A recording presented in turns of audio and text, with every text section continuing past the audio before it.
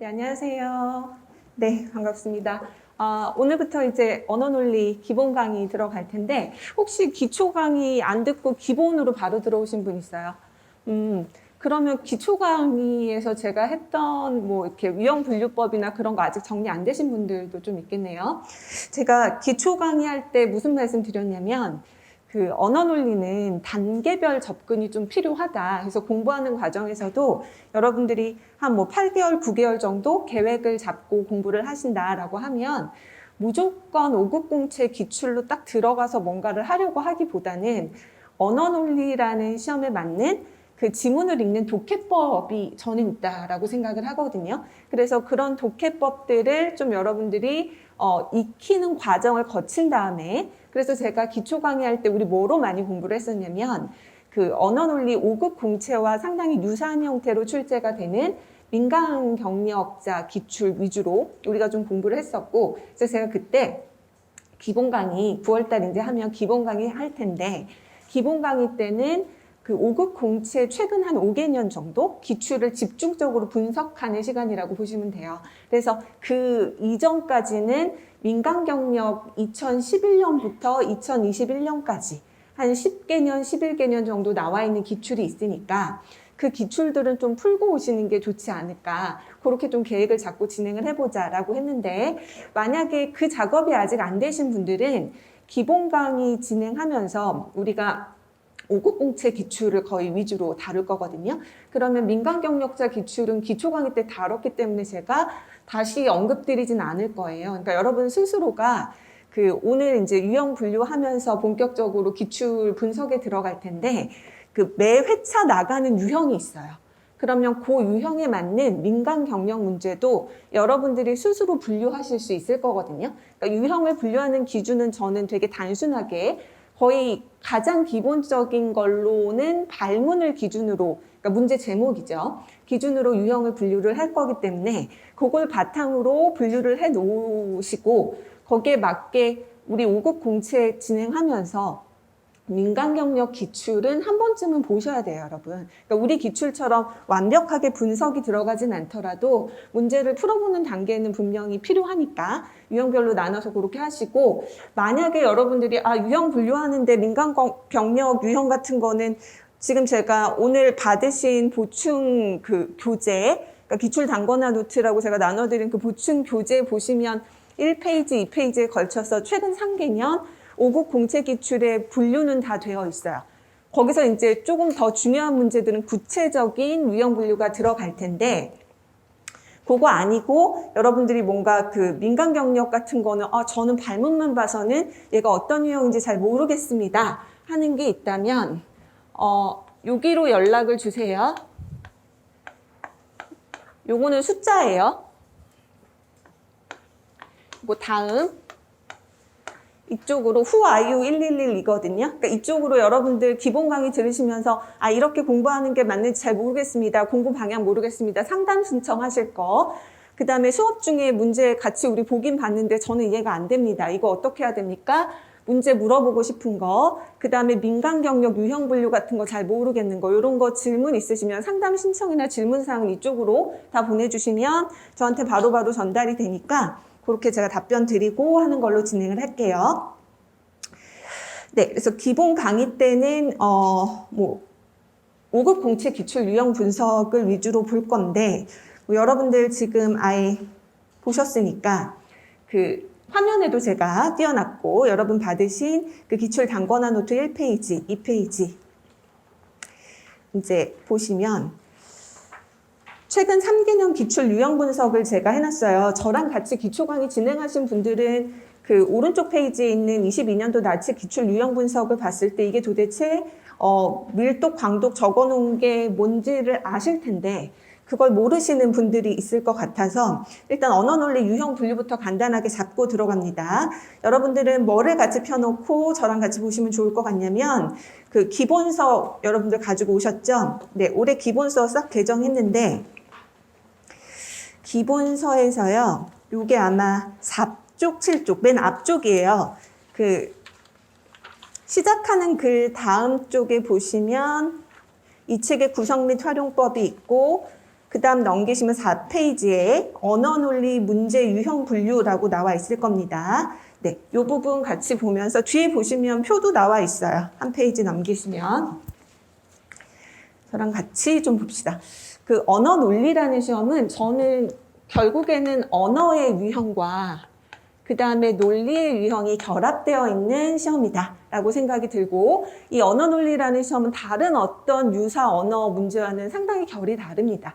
그 이유는 얘가 포함이 돼서 그래요. 그러니까 논리라는 파트가 포함이 되기 때문에 그 독해 문제에서 지문을 구성하는 방식도 상당히 논리스러워요. 그러니까 다른 어떤 언어 이해, 뭐 리트의 언어 이해라던가 수능의 국어라던가 하는 것과는 문제를 딱 봤을 때는 형태는 되게 비슷해 보이는데 지문의 문장을 구성하는 방식이나 그다음에 선택지를 뽑아내는 방식에 논리적인 요소가 상당히 많이 포함되어 있기 때문에 문제 결이 좀 다르다라는 건 아마 다양한 기출을 보신 분들은 아실 수 있을 겁니다. 그래서 제가 언어논리 스타일의 지문 읽는 방법이 반드시 필요하다라고 말씀드린 거고, 그거 우리 기초 강의 때 진행한 거니까 만약에 기본 강의 따라오시면서 좀 어렵다 하시는 분들은 기초 강의 인강으로 같이 병행하세요. 2시간 반밖에 하루에 안 되는 거니까 빨리 돌려 들으시면서 어떻게 읽어야 될지 잘 감 안 잡히는 분들은 제가 뭐 강의 때 추가적으로 계속 말씀드리겠지만 그렇게 따라오셔도 괜찮을 것 같습니다. 언어 파트에 해당되는 거는 이게 이제 우리가 알고 있는 독해 문제 스타일이 될 수가 있겠죠. 그러니까 지문이 길게 뽑히고 선지 5개 혹은 보기 한 3개 정도로 구성돼서 나오는 스타일의 문제라고 보시면 되고요. 이 언어 쪽, 독해 쪽에 해당되는 문제를 제가 2가지로 분류를 해요. 그러니까 이거는 지문을 접근하는 방식, 지문을 읽는 방식에 따라 밀독이라는 어떤 그 유형으로 하나 분류를 하고, 그 다음에 광독이라는 유형으로 하나 분류를 합니다. 밀독은 제가 작게 읽어라 라고 말씀드리거든요. 그러니까 빽빽한 밀자 쓰는 거예요. 지문에 정보가 엄청 많아요. 그리고 그 정보를 조합해서 선지가 구성이 돼요. 그럼 우리의 목표는 문제에서 선지 잘 골라내는 거잖아요. 정답을. 그러면 지문에 나와 있는 정보들 중에서 선지화되는 정보가 뭐가 있을지를 계속 고민하면서 지문을 읽을 때 내가 어떤 부분을 중요하다고 생각했는데 그 중요한 부분에서 선지가 걸려든다. 그럼 너무 좋은 거거든요. 그래서 밀독은 좀 꼼꼼하게 읽어줘야 되는, 그러니까 범위를 줄여서 문장마다 들어가 있는 정보들을 잘 정리해야 되는 그런 유형이라고 볼 수가 있습니다. 그래서 밀독은요, 그만큼 지문을 좀 꼼꼼하게 읽어주셔야 되기 때문에 저는 요거 걸리는 시간 한 2분이면 너무 잘 푸신 거고요. 저는 평균 요거 잡고 풀었었거든요. 2분 30초. 왜냐면 저는 기본적으로 속도가 빠르지 않아요. 근데 속도 빠르신 분들 있잖아요. 저는 속도가 빠르지 않기 때문에 밀독형에 해당되는 문제는 평균적으로 2분 30초. 간혹 가다가 지문이 되게 긴데 내가 되게 싫어하는 소재가 나왔어. 저는 동양 철학 소재 같은 거 잘 못 읽거든요. 그럼 그런 소재가 나왔는데 지문이 길다? 그럼 저는 3분 걸리는 문제도 있을 수 있다고 봐요. 근데 매번 3분이 걸리면 안 되고 3분 정도 걸릴 수 있는 밀독 문제는 제가 봤을 때 책형별로 하나씩 정도? 그 정도 나온다라고 보시면 됩니다. 그래서 평균 2분 30초 정도를 잡고 문제를 푸는데, 그러면 밀독은 전형적인 독해 문제일 거니까 밀독 쪽에 해당되는 발문이 뭐냐? 올해도 그렇고 작년에도 그랬고 재작년에도 그랬고, 이런 밀독 스타일 독해 문제로 가장 많이 나오는 발문은 알 수 있는 없는. 이게 가장 전형적이죠. 어떻게 이렇게 바뀌어져 버렸어요. 그러니까 이전에는 추론이나 부합이 훨씬 많았는데 한 알 수 있는 없는 문제가 10년 정도 전부터 이제 완전 대세죠. 이런 밀독 문제 발문으로 대세고, 그 다음에 이제 부합이 있고요. 근데 올해 문제 보시면 아시겠지만 부합 발문이 없었어요. 그러니까 얘는 나오면 한 2개 정도 나올 때 있고 안 나오는 해도 최근에는 몇 년 있었어요. 그래서 부합은 사실 그렇게 좀 비중이 낮아지는 추세라고 볼 수가 있고, 그 다음에 이제 3번째 발문이 추론인데 저는 얘가 되게 중요하다라고 생각합니다. 밀독을 보면 밀독이 우리 기출에서 출제되는 방식은 2가지라고 저는 생각이 들어요. 첫 번째는 뭐냐면 밀독이 출제되는 방식이, 첫 번째는 여기다 적지 말고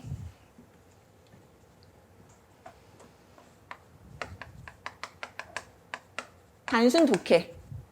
이런 거는 니트의 언어 이해나 수능하고 상당히 비슷하게 나와요. 단순 정말 지문을 읽고 지문에서 중요 정보가 선지화되고 하는 그런 단순 독해 문제로 나오는 게 알 수 있는 없는과 부합 발문이 단순 독해 문제로 나오는 거고,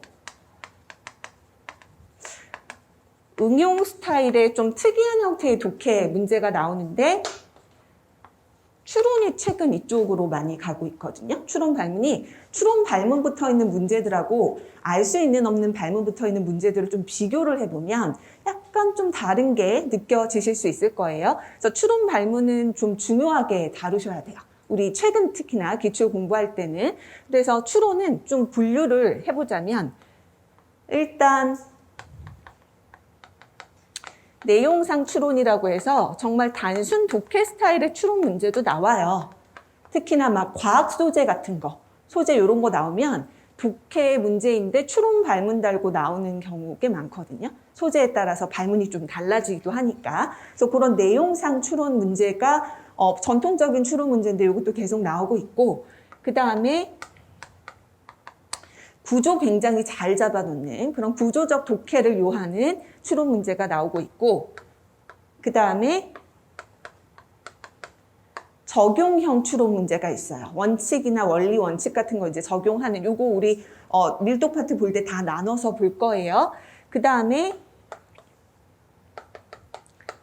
최근에 소재 자체의 특성일 수 있는데 실험의 내용을 지문에 넣어놓고 실험의 어떤 설계라던가 결과치를 비교하는 스타일의 그런 실험 추리 문제가 추론 발문 달고 작년에도 나오고 올해도 나오고 지금 계속 나오고 있거든요. 근데 요거는 사실 보면 제가 봤을 때 추론이 계속 나아갈 방향은 어딘 것 같냐면 요 두 가지인 것 같단 말이죠. 원칙 적용형 추론과 실험 추리 추론이 최근 이제 계속 강화되고 있고 5급 공채뿐만 아니라 비슷하게 출제되고 있는 지금 민간 경력자나 7급 공채에서도 계속 나오고 있어요. 내년에도 나올 겁니다. 적어도 한 문제 한 문제씩은 나올 거고요. 적용 문제 같은 경우에는 올해도 책형별로 하나씩 2문제 나왔고 많이 나오는 해에는 3-4문제 나올 때도 있었습니다. 그래서 적용형 추론은 좀 눈여겨보셔야 될 것 같아요. 그래서 추론은 밀독 중에서도 좀 눈여겨볼 발문이라고 보시고 이 부분은 좀 집중적으로 정리를 해주시면 좋을 것 같습니다. 그 다음에 광독도요. 사실 두 가지로 좀 분류를 할 수가 있는데요. 광독은 이제 작게 읽기에 대비해서 제가 크게 읽기다라고 말씀드리는 유형이고, 그 말은 뭐냐면 밀독은 아까 지문에 세부 정보가 많으니까 꼼꼼히 읽어줘야 한다고 했잖아요. 광독은 좀 범주를 넓게 봐서 멀리 놓고 보시는 거예요. 그러니까 나무를 보는 게 아니라 숲을 보는 작업이다라고 생각을 하시면 됩니다. 그래서 광독 문제는 일단 유형도 두 가지로 나뉜다라고 보면 논증 쪽에 해당되는 문제가 있어요. 요거는 방향성과 관련된 문제라고 보시면 되고, 그 다음에 문맥 쪽에 해당되는 문제가 있습니다. 그래서 해당되는 발문이 그러면 어떤 문제들이 여기에 해당이 될 거냐. 논증에 해당되는 문제들은 발문이 딱 정해져 있죠. 그러니까 지문 자체가 논설문으로, 논증으로 구성이 되어 있는 거니까 가장 단순한 건 주장 찾는 문제, 중심 내용 찾는 문제.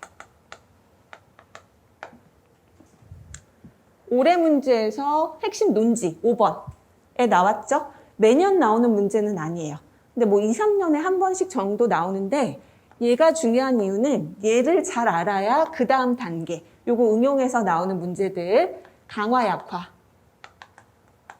이건 뭐 매년 나오죠. 그죠? 그 다음에 비판, 반박. 평가. 분석. 견해 분석 문제들. 이런 발문을 달고 나오는 게 광독의 대표적인 유형, 방향성 따지는 유형이라서 기본적으로 이해가 안 되면, 그러니까 지문에서 가장 중요한 논지가 뭔지 주장이 뭔지 골라내지 못하면 이거 못 풀어요. 그래서 이게 가장 중요한 단계다. 기초적인 단계이긴 하지만 그렇게 보시면 되고, 문맥 쪽에 해당되는 문제는 그 문맥이라는 게 문장의 흐름, 글의 흐름을 테스트하는 거라서 빈칸 집어넣어 놓고 빈칸에 들어갈 내용 추론하는 문제들. 그 다음에 밑줄 쳐놓고 밑줄 추론하는 문제들. 그 다음 최근 계속 나오고 있는 게 글의 수정. 밑줄 쳐놓고 문맥에 맞게 수정하는 문제들 지금 몇 년째 계속 나오고 있죠. 물론 한 문제밖에 안 나와요. 그 이상은 안 나올 것 같은데 우리는 1번부터 20번까지, 21번부터 40번까지 문제 유형이 동일하잖아요. 그래서 글의 수정 문제도 많이 나오면 책형별로 하나씩 나올 수 있어요. 형태를 조금 달리해서 충분히 다른 형태로 출제가 될 수 있으니까 이 세 가지 정도의 발문이 문맥으로서는 가장 대표적인 발문이다라고 보시면 됩니다. 아까 밀독은 평균 2분 30초 정도 잡으면 된다라고 했는데 우리가 시간을 대충 계산을 하면 40문제를 80분에 푸는 연습하셔야죠. 90분에 푸는 건 시험장에서 그렇게 푸는 거고요. 마킹하는 시간 10분 제외하고 여러분들이 그냥 연습을 하실 때는 40문제를 80분에 푸는 걸로 연습을 하셔야 시험장에 들어갔을 때 시간 부족함 없이 좀 문제 40문제 다 보실 수 있을 거예요. 언어 논리 최근 계속 어려워진다라는 얘기 나오죠. 그런데 저는 올해 문제는 작년보다는 난이도가 조금 쉽지 않았나라는 생각이 드는 게 일단은 밀독이 아무래도 시간이 많이 걸릴 수 있는 문제인데 밀독 쪽 문제 비중이 확 줄었단 말이에요. 확 줄었고 대신 광독의 비중이 되게 높아졌는데 광독의 비중이 높으면 좀 유리하다라고 생각이 드는 게 광독 쪽은 저는 이렇게 한번 연습해봤으면 좋겠다라고 생각하거든요. 그러니까 최대한 1분 30초. 그러니까 2분 안쪽에 끊자는 거죠. 2분 안으로 확 좀 땡길 것들은 땡겨보자. 광독은 지문을 크게 읽는 거라서 지문에 들어가 있는 정보들을 일일이 다 파악할 필요가 없어서 그냥 방향, 이글 전체가 어떤 방향으로 가고 있는지 문맥을 찾기 위한 일종의 단서, 키워드 몇 개, 이런 거를 발췌독해서 해결할 수 있는 부분이 굉장히 크기 때문에 광독 부분을 연습을 잘 해두시면 시간을 좀 줄일 수 있는 가능성이 있습니다. 우리 시험 어차피 시간 싸움이거든요. 시간 한 2시간, 3시간 주고 40문제 풀어라 그러면 다 푸실 거예요. 근데 그게 아니기 때문에 문제 난이도에 비해서 사실 시간이 굉장히 촉박하게 주어지는 시험이기 때문에 어려운 시험이거든요. 그래서 결국에는 시간 싸움이니까 광독 쪽에서 시간을 확 좀 줄여줄 수 있으면 여기서 줄인 문제의 어떤 그 시간을 밀독에 갖다 쓰고 여기에 갖다 쓰는 거죠. 논리는 저는 그냥 3분 잡아요. 논리 퀴즈는 내가 시작점을 어떻게 잡아야 될지, 그 다음에 그걸 잡고 나서도 어떻게 기화해서 연결시켜야 될지를 사실 그걸 고민하는데 1분 정도 시간 걸릴 수 있어요. 그래서 저는 시험장에 들어갔을 때 논리 문제 딱 시작되면 스탑워치 한번 봤거든요. 스탑워치 보고 그다음에 요게 3분 정도 되면 몇 분까지만 보면 되겠다. 요거를 계산을 한 다음에 스스로한테 1분 정도 시간을 주고 이 문제를 풀 수 있을지 없을지를 판단을 해보고 1분 안에 뭔가 시작점이 안 보이면 내가 이 문제를 풀 수 있는 실마리가 안 잡히면 그냥 패스하는 쪽으로 가셔야 됩니다. 그러니까 논리 문제는 올해도 그렇고 11번 정도부터 나오죠. 1번부터 10번까지 밀독 문제랑 문맥 문제 정도 나온 다음에 그 다음에 11번부터 논리 들어가고 광독 나오기 때문에 그 초반에 발목 잡히면 그러니까 결국에는 시간 전략에서 져버리면 이 시험은 답이 없어요. 그러니까 지금부터는 이제 5급 공채 우리 기출 분석을 하는 거니까 늘 여러분들이 기본적으로 뭐를 염두에 두고 계셔야 되냐면 문제 풀 때 시간. 그러니까 한 문제를 풀더라도 스탑워치 항상 옆에 두시고 시간 재는 연습하셔야 되고 스탑워치는 수업 시간에도 항상 들고 오셔야 되고 시험장에 들고 갈 거를 가지고 오세요.